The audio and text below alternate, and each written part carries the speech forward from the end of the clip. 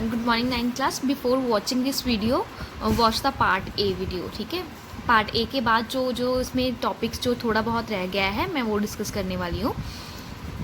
तो इसमें ये एक चीज़ रह गई है कि जो हमारे कंपोनेंट्स होते हैं, ठीक है, जिसको हम एक सर्किट बनाते हैं, सर्किट में जो भी लगाते हैं, ठीक है, बैटरी हो गया, स्विच हो गया, बल्ब हो गया, वायर्स हैं, लेकिन ये क्या है, दिस इज़ एमीटर। ठीक है, एमीटर एक डिवाइस होता है जिससे जब इसके देखो ये रीडिंग है 0 पे है, इसका मतलब है कोई करंट नहीं फ्लो कर रहा। जैसे ही सर्किट में करंट फ्लो करना शुरू करेगा, इसकी जो नीडल है वो ऊपर की तरफ आ जाएगी, ऐसे करके आ जाएगी। तो ये एमीटर क्या है, ये हमें शो करता है कि whether in the circuit whether the current is flowing or not. ठीक है, करंट फ्लो कर रहा है सर्किट में या नहीं कर रहा। तो this device is known as ammeter. ठीक है, also there is one thing कि जो हमारा करंट होता है, ठीक है, I current is equal to charge over time. यही देखा ना उस वीडियो में, करंट क्या है, चार्ज ओवर टाइम।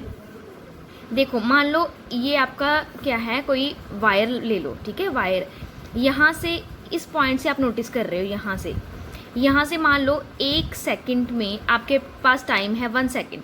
1 सेकंड में आपके पास 4 इलेक्ट्रॉन जो हैं वो पास करके 4 इलेक्ट्रॉन पास किए हैं। ठीक है, तो उस टाइम पे वहाँ पे करंट कितना आएगा, करंट क्या है, चार्ज। इन चारों इलेक्ट्रॉन्स पे जितना चार्ज है वो total charge divide by time.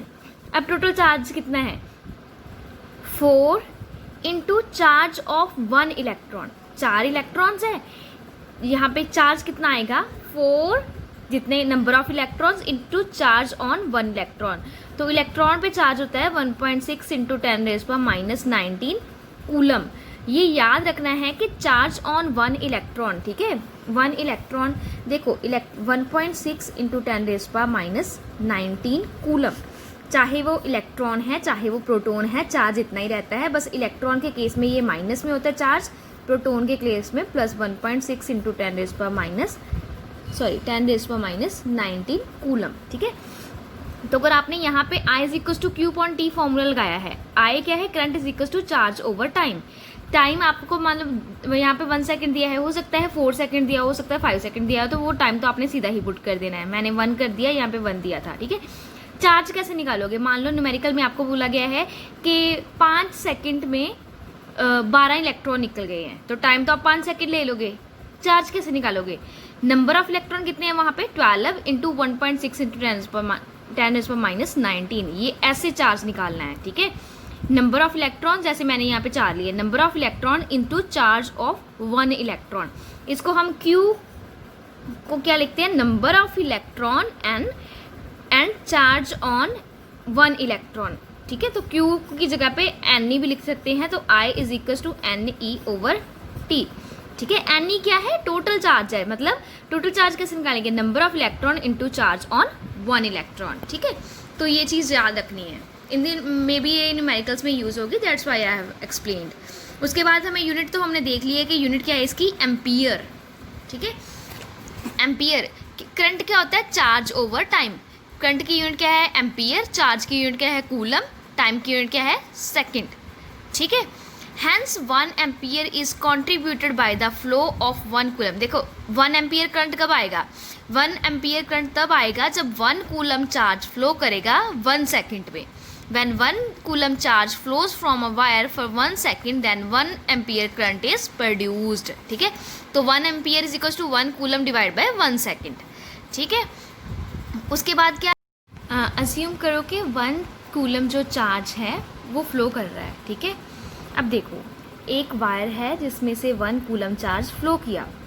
अब 1 coulomb चार्ज फ्लो किया है, तो अगर मैंने फाइंड करना है कि नंबर ऑफ इलेक्ट्रॉन कितने गए हैं उसमें से, 1 कूलम चार्ज फ्लो किया है, ऑब्वियसली इलेक्ट्रॉन ही फ्लो करेंगे या प्रोटॉन फ्लो करेंगे, हम इलेक्ट्रॉन की बात कर रहे हैं यहाँ पे। ठीक है, 1 कूलम चार्ज फ्लो कर किया। ठीक है, तो हम बोलेंगे कि इतना चार्ज फ्लो किया है, लेकिन इतना चार्ज तो करंट वो इलेक्ट्रॉन्स के कारण ही फ्लो किया है, तो कितने इलेक्ट्रॉन्स फ्लो किए कि 1 कूलम चार्ज बन गया। हमें पता है total charge equal to number of electron over charge of 1 electron. ठीक है, अगर हमें नंबर ऑफ इलेक्ट्रॉन निकालने हैं तो क्या आएगा, total charge divide by charge of 1 electron. ठीक है, तो टोटल चार्ज यहाँ पे 1 कूलम है ना, ठीक है, डिवाइड बाय, उसने कल बोला ना कि टोटल 1 कूलम चार्ज निकला है, तो अगर हमने नंबर ऑफ इलेक्ट्रॉन निकालने हो, 1 कूलम चार्ज गया है तो उसमें कितने इलेक्ट्रॉन फ्लो किए होंगे, तो नंबर ऑफ इलेक्ट्रॉन क्या आ गया, 1 coulomb divide by charge of each electron, ठीक है।